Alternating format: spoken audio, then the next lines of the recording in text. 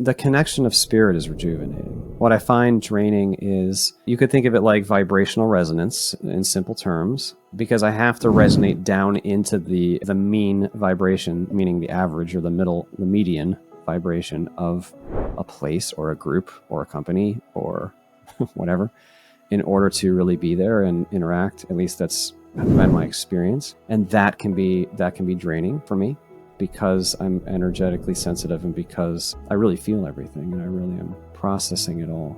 So there can be a challenge there. But no, returning to the connectedness is wonderful and peaceful and life-giving. You know, when I do a session with someone, or even when I do a talk like this, I feel rejuvenated. I feel strengthened by it.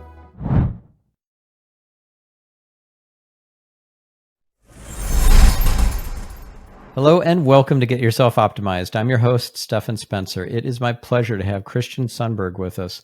When Christian was a young child, he remembered his existence before coming to Earth. While that memory left him completely for his early adult life, it spontaneously returned 12 years ago as Christian took up a meditation practice and went through a personal awakening journey. He also began to have out-of-body experiences. Christian now often speaks publicly as he seeks to remind others a small part of who we are beneath that human play. Professionally, Christian has worked for 16 years as a project manager for complex nuclear pump and valve manufacturing projects. Christian's the author of the book, A Walk in the Physical, which attempts to succinctly describe the larger spiritual context in which we exist and the importance of love in our human journey. Christian, it's so great to have you on the show. Thank you, Stephan. It's wonderful to be here. Yeah. So first of all, I'd love to have you share your origin story of how you came to realize you were different from most people and how that affected your life. Sure. Well, we're all different. We're all very different and unique. Yeah. But so when I was a small child, I had pre-birth awareness. I remember choosing this life and why, and then that memory left me completely by the age of 5 or 6. It returned spontaneously at the age of 30. So I'm not going to share that experience in detail. I've shared it many times, but since that experience and since the out-of-body experiences I had starting around the same time and over the last 13 years, I just, I see the world differently than probably the average person. I'm aware that, this is an experience we're having. This is an experience that's occurring within consciousness, within what we really are. We're not really human, actually. We're just having the human experience, and through it, integrating this experience and learning and growing and becoming more, working our way, you could say, towards love, using the contrast of the human condition for the expansion of love and the working past of fear. So that's super high level. But yeah, I see the world in that way. And I'm aware on a daily basis that we're not just the humans. We're actually much bigger. Mm-hmm. Yeah. So what happened when you were age 5 or 6 and that memory left you? Was it a certain moment or a certain event that coincided with the loss of that memory, or was there just a gradual kind of slipping away of that memory? What happened? Yeah, it's more the latter, because the veil, so that means the constraints we agree to accept and wear while we are human, the veil functions in such a way that our larger nature is obscured. And then the more we focus into the physical, the more we get of the physical. So, as I aged, I learned the conditioning of a young child, my name and who I was and what I was supposed to do and not supposed to do. And, the more we focus on that story and learn that and associate into that deepens the veil, you could say. So that was just a gradual process. I think it's very natural. I think everyone actually is closer vibrationally in consciousness to the other side at the very beginning of life, because we haven't become so form associated. But as we grow in form association, it's quite normal here to completely forget at the conscious human level, what we really are. That's just part of the game, actually. Yeah. Yeah. So who are we and who are you, and how does that show up in your daily life?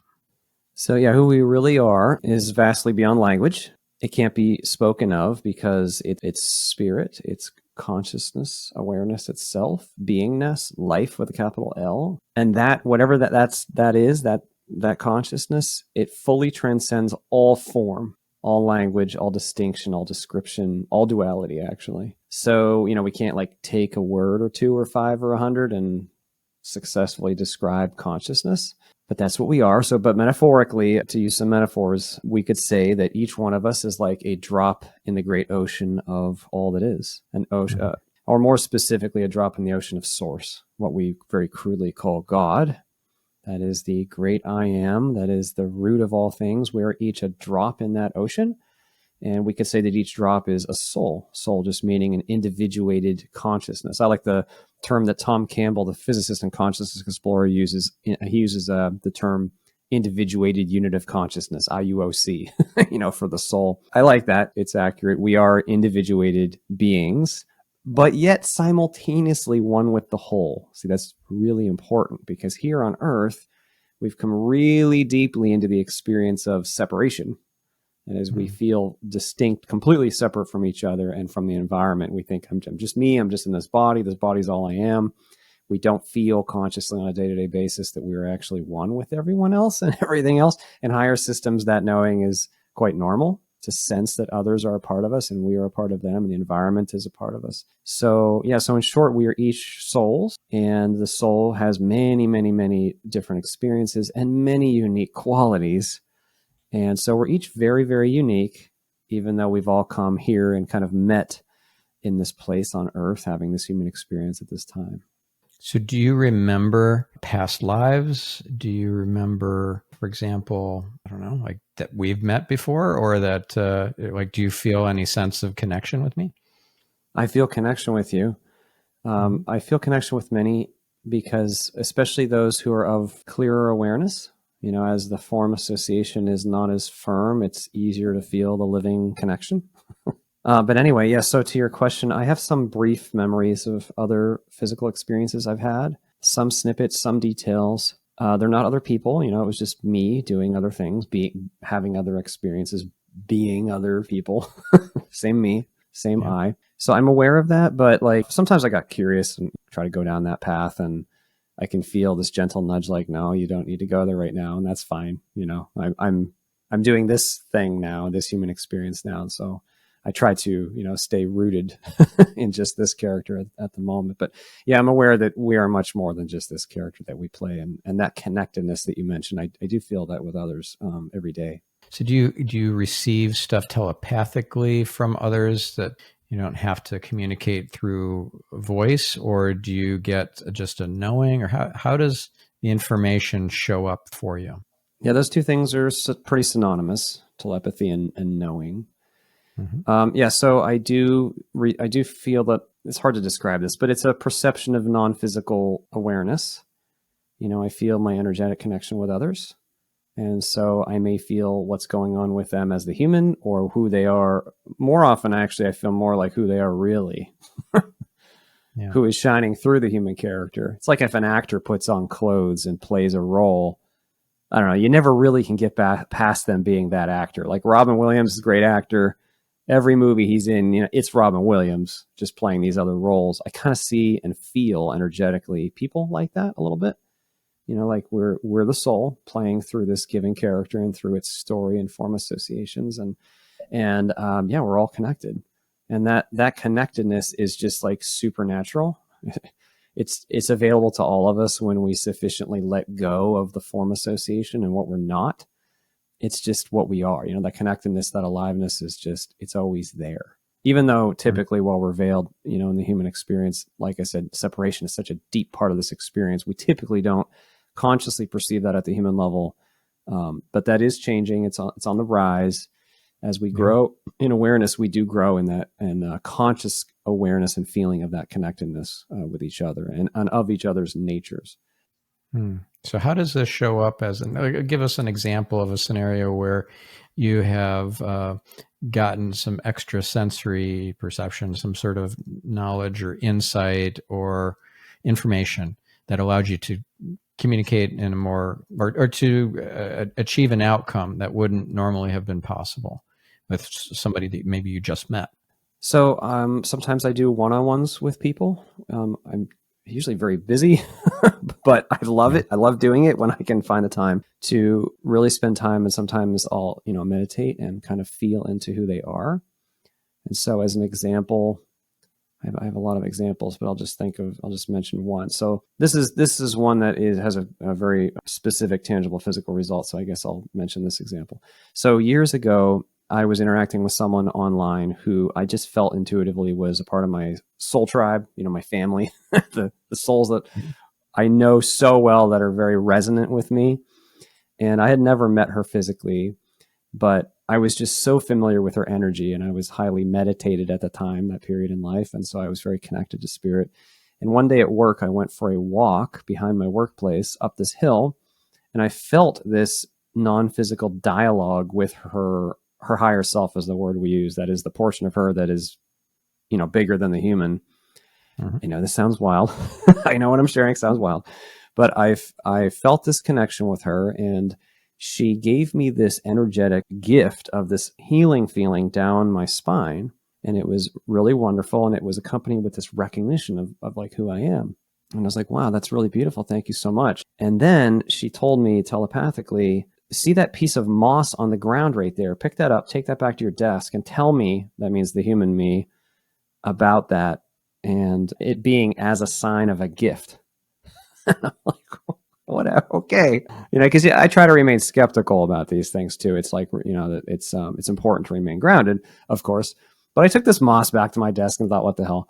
So I reached out to her and I said, I'm pretty sure that your higher self just gave me this energy experience as a gift, and then told me to bring this piece of moss back to my desk. Does that mean anything to you? And she said, I kid you not. Last night I said to my husband that the perfect example of a gift that someone could give to me would be a piece of moss. And it was like, that's pretty awesome, when that kind of thing happens. Typically, it's a more personal connection. Like I'll just feel energetically who they are and what they're experiencing to some degree. If I'm really form focused, like if I've been working all week and I haven't meditated as much, that sense diminishes significantly. But if I'm clear and alert and feeling present and not cluttered in my consciousness, then I might feel all sorts of things from them, like maybe what they're dealing with in their life or what assumptions they've got mixed into the structures they've built, as a human, and true natures, like true qualities of the soul. We each have so many unique qualities as souls, and they're very unique, very, very specific to each person. They're very beautiful. And so I find it's like just amazing and wonderful to feel into that and to experience that and share that with someone and find and see a little, wow, who they are here, even while we're here. Yeah, so that's difficult to describe. I know that doesn't sound too specific, but I guess the best outcome for that would simply be that I feel that sometimes I've been able to help people, if they're at a place where what I might suggest would be helpful, sometimes. So do you get a sense for some of the unique qualities of my soul? Do you feel clear and, meditated enough to... Do you want me to share that on the air? Of course. Of course, to give it justice takes time. I need to spend time dwelling into the vibration of the person.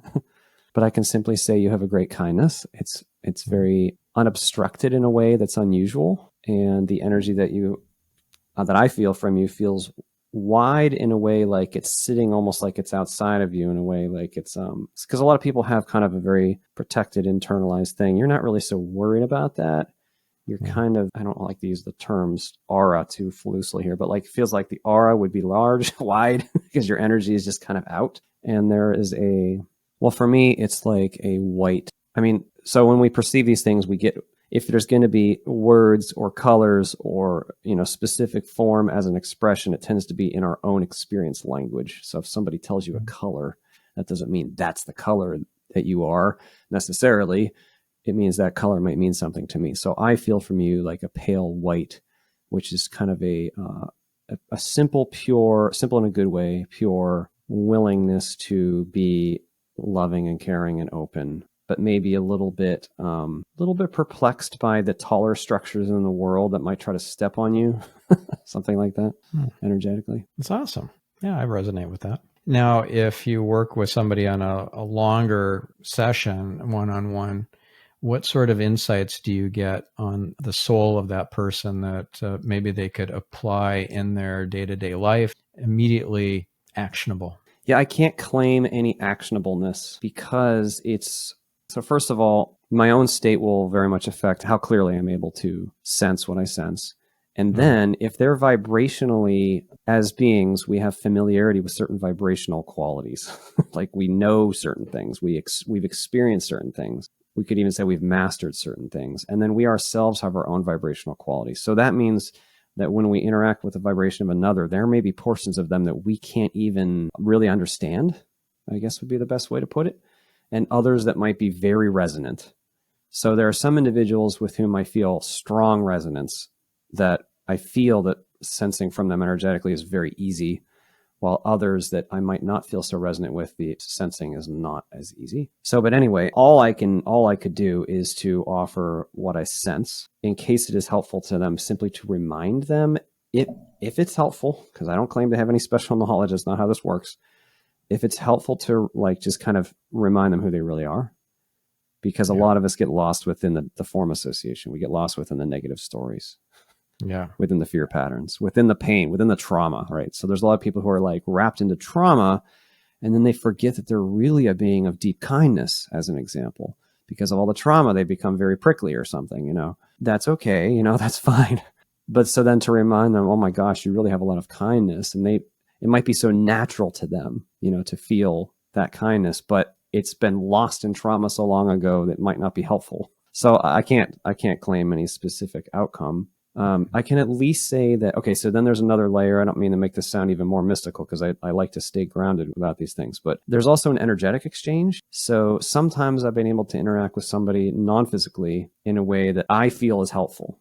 So even though they might not be consciously aware of it, there could be a way to nudge or interact with the energy body in a way that is useful. We're on Earth right now. So because we're all on Earth, we have an advantage for each other that the guides don't necessarily have, and that is that we're all local.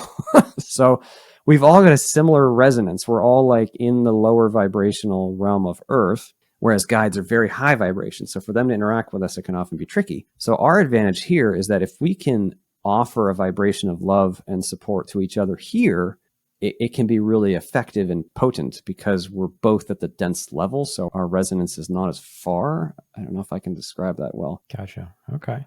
Yeah, it's a very personal question you asked, and I'm not sure. There's so many ways I could speak to it, and you know what I mean? It's like, it's so hard to speak to, and I don't consider myself, I don't consider that to be like a main thing that I do. I just really enjoy doing it, because connecting with other people is joyful. Like really connecting, really feeling each other, sharing our vulnerabilities and our joys and where we really are. That's joyful. That's our true nature. Always shares for real, not the fake stuff. So I just really enjoy doing that, but I don't claim to be any kind of psychic or medium or even an energy worker, even though I do work with energy. I wouldn't label myself in that way. That's cool, though. I had a session once with Arya Lauren. I learned about her from Mind Valley, from Vishen Lakhiani. So I did a session with her, and she looked in my eyes and said, like, I just so much love there. She looked into my soul. Like, eyes are the windows to the soul. And when she looks in people's eyes, she connects with who they really are.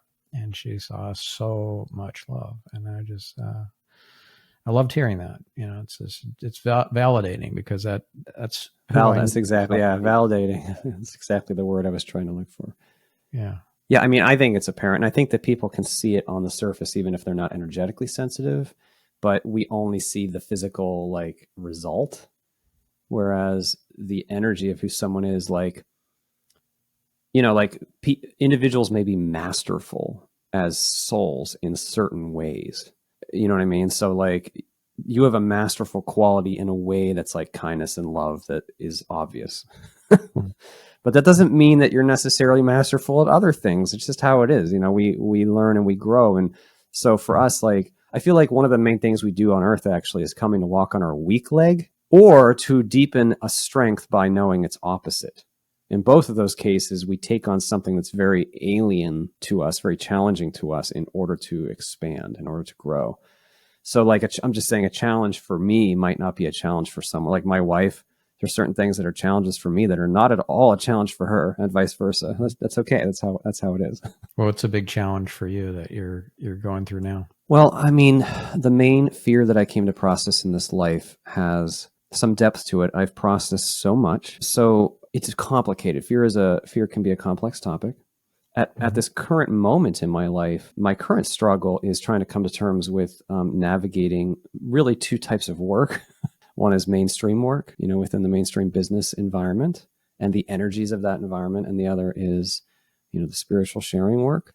For me, I feel I want to be responsible for my family. So I do the former, and I don't charge anything for the latter. I don't ask for money. So I've chosen to work to earn money and then to just try to give away what I can in the teaching work. But there's a cost. There's an energetic cost to that. In order to remain, I remain sensitive. And remaining sensitive in an environment of bureaucracy and, inauthenticity at times and politics and all the energetic demands of having many hours of meetings in a day, that's very challenging for me on a day-to-day basis. So I would say at the current time, that's probably the main thing that I struggle with, because I'm trying to really play the human game all the way and not be afraid to do what's hard. It is hard for me to actually do both. I only have certain physical resources. I have health challenges that other people may not have, and I have energy limitations, especially because I'm so sensitive. I feel like when you have high sensitivity and when you process a lot of information and when you're open to spirit, it means that everything might, routine action can be wider bandwidth and might require more energy. So I definitely fall into that category, and that makes day-to-day demands potentially challenging for me. Gotcha. So when you're connecting with people, you're connecting with nature, with animals, with all that is, do you find some of that to be draining and that lowers your energy? Or no, that's very rejuvenating.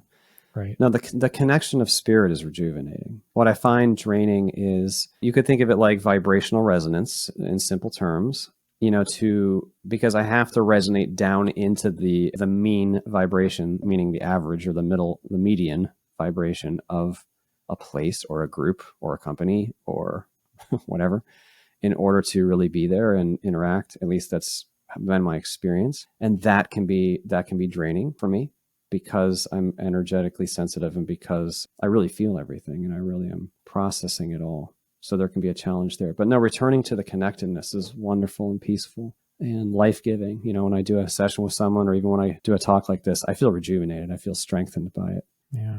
It's all learning. I'm going through my lessons too on all this. And what I've found to be helpful, rejuvenating, and reconnecting is, while I'm in the midst of something that could be difficult or lower vibration, I just wave at God in a metaphorical way, using my third eye. Imagine like an emoji of a wave or hands together emoji of thank you, just to keep a connection going so that I can be in both worlds simultaneously, this world and the upper worlds. One comment that comes to mind as you say that, since you invited the intuitive share, be cognizant of any negative self-perceptions that you are assuming are real as the challenges arrive. So give me an example of that.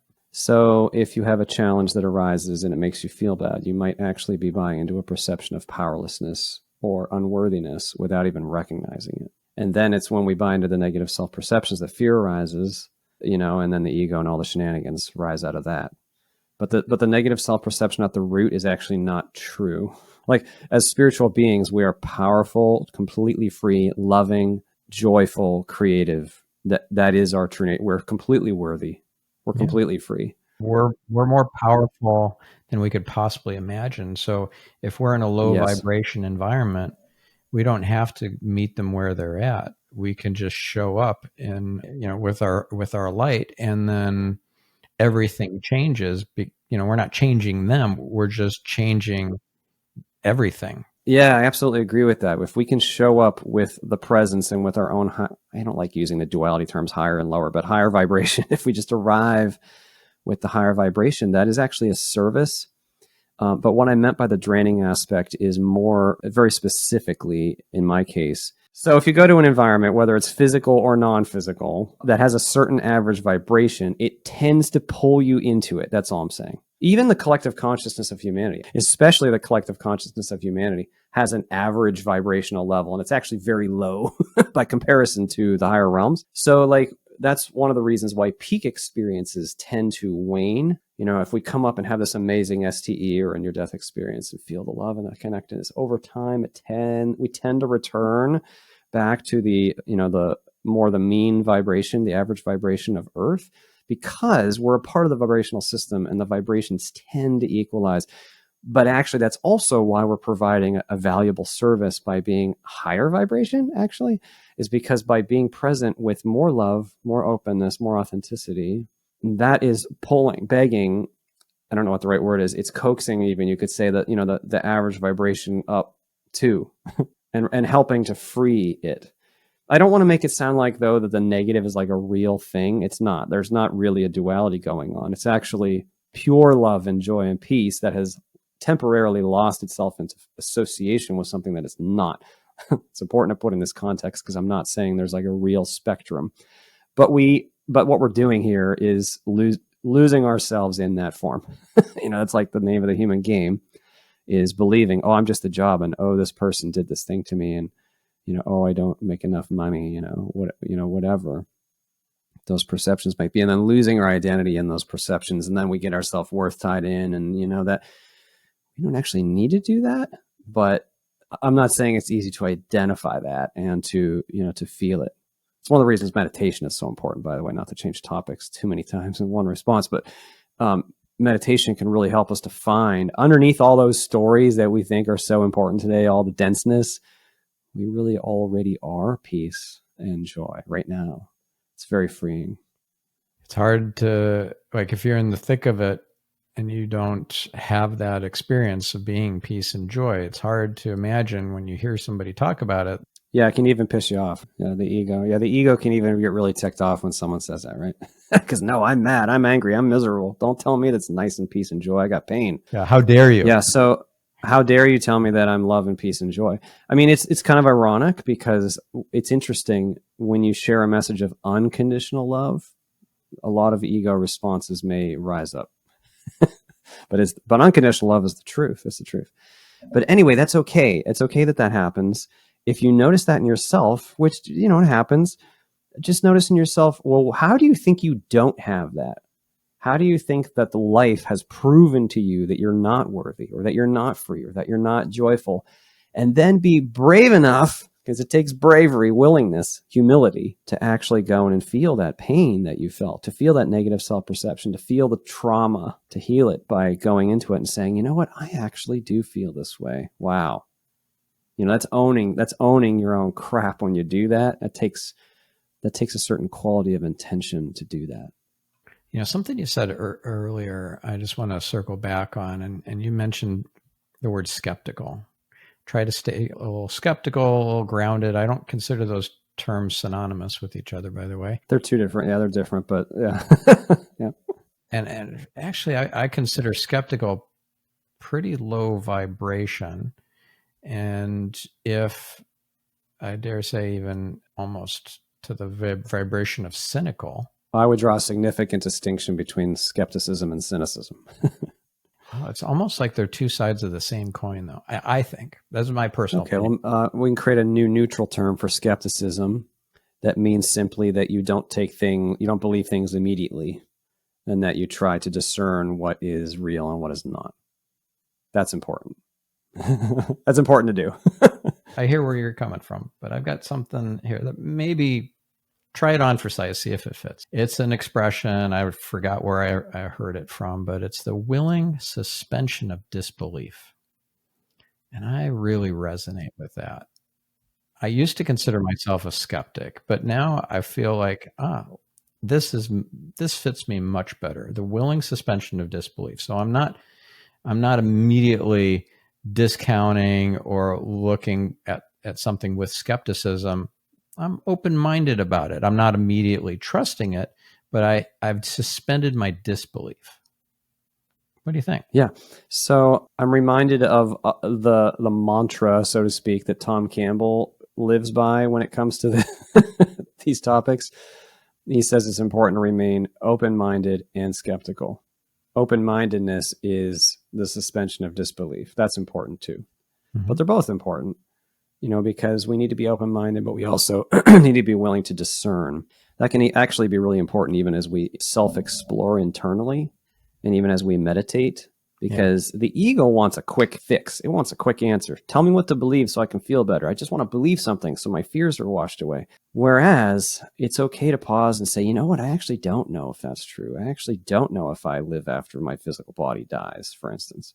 I actually don't know if what I believe is real or not. That's scary, but it's important, because if we're not willing to actually question, then we may not go and actually seek and explore the reality. And the reality is really good news.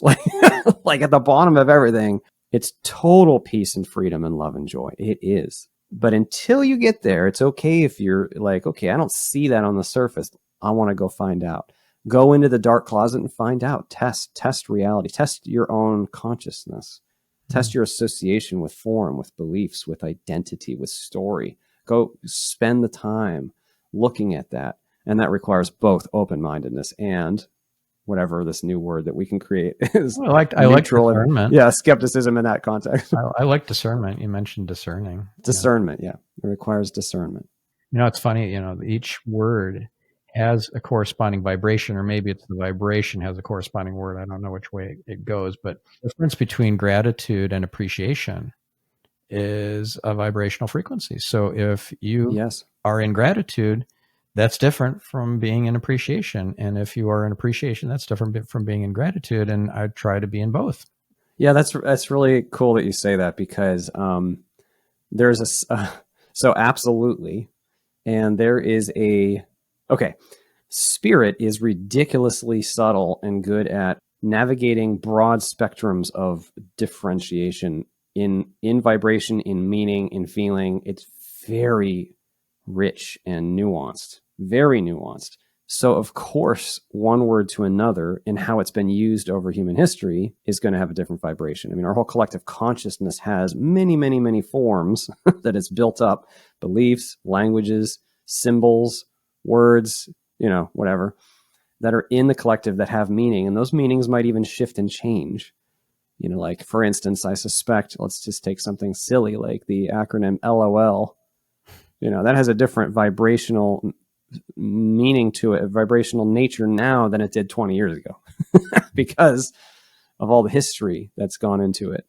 And some symbols have lasted with us for thousands of years, and even their meaning has, shifted or become its own thing. Like in the astral, a thought form can become, it's like its own mass. So you might take an idea like Jesus or something, and you've got the being Jesus, and then you've got thought form of the belief in Jesus, and even the Christianity. Those are different thought forms, might not be exactly the same thing. But anyway, so that's just a lengthy comment to your comment about different words having different vibrations. They definitely do. Every thought, every intention actually has its own pitch. So yeah, it's very nuanced. Can you describe for our listener a thought form? Yeah. So, so I'll use a metaphor to try to depict this, because I know thought form might seem abstract. Okay. So one time I was in a meditation circle, and a woman in the circle said something about China, which has meaning to me because I lived in China earlier in this life. And I was in a meditative state, and I saw and heard and felt her thought about China reach around the world and touch all that was China. I could perceive it. It had an energetic mass, you could say, to it. So it was like a thing. It was like a stone or something that, that was thrown around the world, so to speak, energetically. And I was like, oh my gosh. I'm like, I knew intellectually that thought form was real and had mass, but I perceived it very directly, very tangibly. It was like, oh my gosh, like every one of our thoughts and intentions is doing this. Mm-hmm. So in higher realms and thought responsive realms, we tend to get thought form presented to us that matches vibrationally, wherever we are, whatever we're expecting, whatever we believe, whatever the experienced language needs to depict to us using those forms. So thought form, you could just think of it like an object that has a mass or momentum that is a thought or an idea. And certain ideas or thoughts have been repeated so much that they have substantial mass in the human collective consciousness. Gotcha. And in astral realms that may transcend even the human collective consciousness, because we're actually, not to sound too abstract here, but we're actually creating, one of the creative acts we're doing here without even knowing it is adding to thought form, like adding to the thought form library, you could say, just by living a novel experience, and creating things, inventing things. And actually, that reminds me of one other thing. If you can have even, I know this is going to sound really tangential, but it's pertinent too. If you, in your whole lifetime, have one novel thought or one novel feeling that all that is has never known before, your whole life has been worth it, because you have added something to all that is, some newness, some depth. We're on the leading edge of creation, as Abraham likes to say. Abraham Hicks. We are. This is the lead frontier. This is the messy, cool, hard in your face, rigorous, high value, high efficiency, but potentially apparently destructive frontier. Yeah, creative destruction. It only appears, it appears like destruction, but yeah. But it's all beautiful, and it's all perfect and divinely orchestrated, but we don't see it. Sometimes we'll be lucky to get a glimpse of it, but yeah. So I wouldn't use the word lucky. I'd be sensitive to that, because that implies that, no, you're just stuck. You're stuck being just a human. You're not actually. Distinction about words and vibrations, right? So lucky is not the right word to use. Fortunate is a better word. That's a better vibration and more maybe blessed. Yeah. But even that, your higher self sees. The higher portion of you already sees very clearly. Yeah. You could think you are already up on the cliff looking over the whole forest, even though you're down in the trees. You just might not be consciously aware of it at the human level, because that's the name of the game and you got lost in the trees. But if you let go of the trees all the way, the beautiful higher view arises on its own. So when you have thoughts and you formulate words from those thoughts and their vibrations that are associated with those thoughts, and you're trying to communicate telepathically to somebody, whether it's a human or a being, a non-physical being, or it's an animal. There are animal communicators who are very successful at this. They communicate telepathically to the animal. We unknowingly do it with our pets. We do it with each other. Know that I'm taking her to the vet today. Like, I didn't do or say anything different, and she went and hid in the closet. Right? They know. So, how do you communicate with animals using your abilities? Like any kind of awesome stories to share in that front? No awesome stories in that area. I do have a tree nearby my house that I very much like to hang out with. It's half dead, but it's quite vibrantly alive energetically. Mm-hmm. Anyway, so this might be going a bit deeper than what you were asking, but it's pertinent. So the fundamental substrate of what is consciousness itself, spirit itself. Yeah. And and spirit is connected. It's all one thing. It's one. Okay. So then what does spirit do? It intends. So that means it moves in some way. And intention precedes all form, actually, all realities, all thought. Then it works through thought. It works through realities. I can wield an intention and decide what to do in this context. Yes, every day we do that many, many times. Okay, so the reason I'm saying that is simply that intention is the active ingredient, both for manifestation and for telepathic communication. Mm-hmm. Because you could say, to put it in a metaphor, we're all connected to the same database, and the higher self is looking at the database all the time. All of us. So we're sending messages to each other, even if we're not consciously aware of it.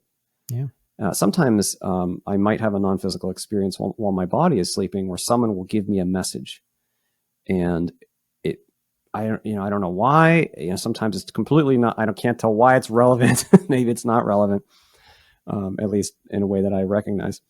But we're always connected and communicating with each other all the time. So I'm just saying that because the way, telepathy is the normal communication. When we're not constricted to the physical and having to throw sounds at each other, which is ridiculous, inefficient process. In higher realms, we dump exactly what we're thinking and feeling and get exactly what we're thinking and feeling, or what they're thinking and feeling. And it's very full, very complete, like a whole book at once. It doesn't need to be like word, word, word, word. It's like, no, exactly. And it's more about what you're actually experiencing and what I'm actually experiencing.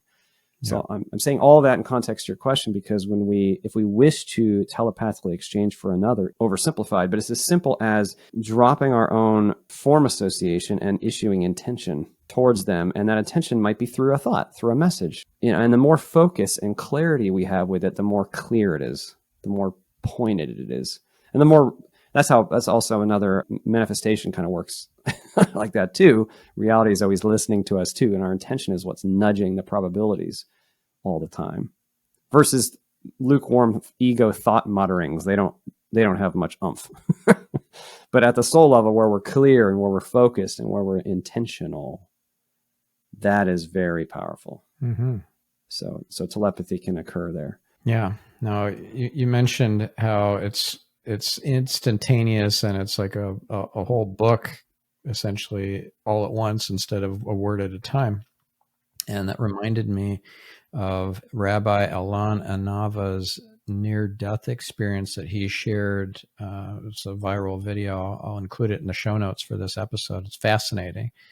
And at one point, he was above his body, which was past at that point. He was in a cab, or the body was in a cab, and he's flying above the cab, or being kind of pulled along with his body, and just, I don't know, some number of feet above the taxi. Well, at one point, he intersects, his soul intersects with an apartment building. He goes through that apartment building, and instantaneously, as he's going through that apartment building, he knows all the thoughts of every single occupant, and not only their thoughts and emotions and everything, their entire worldview and life history and where things are going, like all of it, all at once. Amazing. Yeah, the pre-life review is actually kind of like that too. In the pre-incarnation state, it's like an all-at-once review. Like 2 seconds or something is how I would compare it to review millions and millions of possibilities of how the life might unfold. Spirit has a huge bandwidth. Your ability so this might be an important thing to lift up as an individual. Your ability to know, with a capital K maybe, is really big, really wide. It's much bigger and wider than, I'm going to think one thought about my sandwich, or I'm going to think this one philosophical thought today, and now I have the answer. No. It's much bigger than that. Yeah. Much wider bandwidth. Yeah. Yeah. It's like the difference between, I don't know, like a 1 bit at a time telegraph versus a high speed, high bandwidth. High speed internet connection. Exactly. Yeah. Yeah, it is like that. Mm-hmm. Spirit's high-speed internet connection is ridiculously big, ridiculously high bandwidth. Yeah, another analogy I like to use this one is when I was shown the Matrix, this illusion, in the middle of the night on January 22nd of 2021, it was like terabyte or many terabytes of data being jammed into a 1 gigabyte thumb drive. And of course, I couldn't retain it, so I was like grasping. No, yeah, you can't fit it all in there. It's all gone. Like I can't. I don't have any of it. I just have the knowing that I saw what the true nature of reality is. So when I was shown the matrix of how this illusion really works, I couldn't retain it. I know I experienced it, and I was given that glimpse, and it was massive, but it wasn't supported by my current hardware. No, you got it. No, absolutely. It's like, the human body is like a tuna can. It's just small, dense, firm thing. You can't fit the Library of Congress, all the books in a tuna can, or even bigger. You can't fit the earth in a tuna can. That is what it's like. And then we're like, but I want to hold on to it. Well, part of what's limiting us actually is, so there's the physical constraints. There's the non-physical constraints of the veil. Those are important too. But there's another thing going on, which is that we understand reality through crude, clunky, simple forms. Very simple from the human point of view. So in order to make sense of what we just received, that third thing can also limit how much we're able to retain and integrate. Yeah. Yeah. So what are some of the non-physical constraints of the veil? Yeah. So the veil is a set of constraints on consciousness and in consciousness that permit us to focus entirely down into the physical experience. So the veil primarily is an obscuring, like a partitioning maybe, but an obscuring that deeply obscures the memory of all that you are and the conscious access to all the knowing that is in the universe. Those two things, it's really one thing, but and the connectedness and the feeling of the live connectedness to everything else. Yeah. So it obscures those portions of our native being. And that is very, very alien, by the way, to do that. It's not common, not typical. It's like for your us right to, hand not realizing that the left hand is kind of related. Exactly. Yeah. It's really like, and then when they hurt each other, Yeah. and then they're hurting each other, and then you're like, oh my gosh, I'm hurting myself. Why are you doing that? It doesn't make any sense to do that. Love is like that. It doesn't make any sense to hurt anybody else. It just doesn't make any sense. Yeah. Yeah. So the veil is the constraints in consciousness that allow the vibrational, the focus down into this very low vibration where we don't remember. That's a simple way to describe And that. we believe the illusion of separation. Yep. Yeah. That's the name of the game. Yeah, Believe the illusion of separation, and then integrate experience through it. Not learn intellectually. Well, there's intellectual learning too, but experientially learn through that experience of apparent separation. Mm-hmm. We've pushed the boundaries really far. This is as far as we've gone so far in the depth of separation. Like this universe is like super, super separate feeling. Yeah. Very, very unique. Very dense. Extreme sports for the spirit. Yeah. We're doing the American Ninja Warrior thing in the universe. Yes, to put it lightly. Now, I interviewed a while back a guy named Joe McQuillan who wrote a book about his experience of losing his son and having a psychic connection with that son. And he described what he calls thin places, where the veil is thinner, such as in his son's room. And there are times as well, he calls that also a thin place. So 3 a.m., middle of the night for him is a thin place. And his son's room is a thin place. So for me, and I think for a lot of people, Jerusalem is a thin place, or even just Israel generally is one of the thinnest places as far as where the veil between this world and the upper world is thinnest. I'm curious to hear your thoughts on all that. Sure. I'm agreeing, but there are no places. So what I mean is that really what you're describing, I feel, is a vibrational difference. Mm-hmm. There's a vibrational difference for the meaning, like we were talking about words have vibration. The meaning, the memory of the child's room, that's vibrationally different. Jerusalem, with millions of people having, utilized that place in a certain way and pursued the divine through their traditions in that place, that's a vibrational difference. So it's not so much that there are places and that the veil is a physical thing and it's overlaying all these places, right. Though the physical, of course, does have its own, the physical has its own properties, and I'm not saying there aren't, energetic differences between places. There are. I'm just pointing out that really what we're talking about is a shift in vibration. Basically, when we're in higher vibration, or when we've given ourselves a permission slip mm-hmm. in the world of form, we tend to be less. So it's not that the veil is gone. It's just that we've vibrationally lifted closer to our true nature. And that is a thinner veil, because the closer we are vibrationally, the more we have access to, the more we feel, the more we know, the more we can touch. You could say the veil is porous or organic. It's not like it hard cuts you off. It's just obscuring. All it does is obscure so that you end up focusing on the movie really hard. That's all it does. Right. But if you stop focusing on the movie really hard, then you realize you're in a movie theater, and then you realize you're in a movie theater. Exactly. Yeah. No, exactly. That's exactly what it is. And you're like, oh, well, I'm still veiled. Yeah. Because, man, that movie is really bright. And then you get sucked right back in because it's really bright and it's got your attention. It doesn't have to have your attention. It's just that most people don't typically, numerically, most people don't typically go and spend the time to meditate every day for years to go find out, to go explore their consciousness beneath all thought. Yeah. Because the thought is part of the movie. It's like, I'm this, I got to do this. Right. Like I was just at work before this, and my mind was full of many thoughts about work, and I spent 30 minutes meditating and returning to not losing my identity in the thoughts about work. Well, good for you. Meditation's so important. Not that that's easy all the time. Right. Oh my goodness, the hour flew by. So if our list, well, first of all, you're welcome back anytime. This is a fascinating discussion. So if you want to come back for a part 2 at any point, I would love to have you. Thank you, sir. But also, I just, I love what you're up to in the world. I want to acknowledge you for what you're contributing in terms of revelation of light into the world. And if our listener or viewer wants to learn more from you, where do you want to send them to? Of course, you got your book and so forth, like maybe a website address or a social media account or something. Yeah, sure.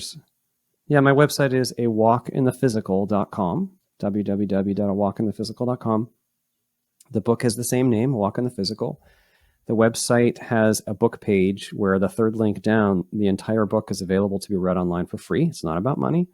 I just want to share. And also that site has a collection of many different talks I've participated in if it's an interesting subject for someone to help. And regarding the thanks, I want to thank you because, like, you mentioned the love. I can feel your love. It's beautiful, man. I would trust you right off the bat.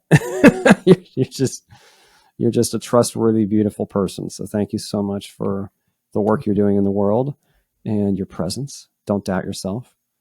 Let me know if there's any way I can help. Thank you so much, Christian. And thank you, listener. You too are a light in the world. Go out there and make it a beautiful week. We'll catch you in the next episode. I'm your host, Stephan Spencer, signing off.